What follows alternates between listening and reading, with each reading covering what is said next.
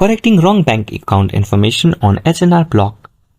Have you ever discovered incorrect bank information on your tax return filed through H&R block?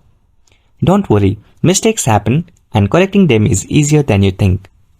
In this guide, we'll walk you through the step-by-step process to correct your wrong bank account information on H&R blocks. Let's get started.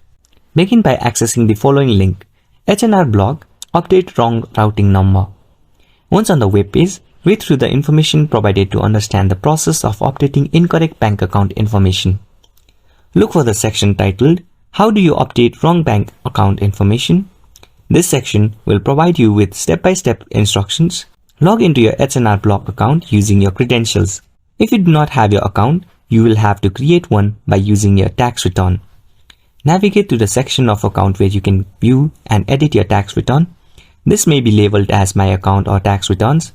Look at the option to edit your bank account information. Click on the Update Bank Account Information or similar button to initiate the ending process. Review the bank account information currently on the file and make the necessary corrections.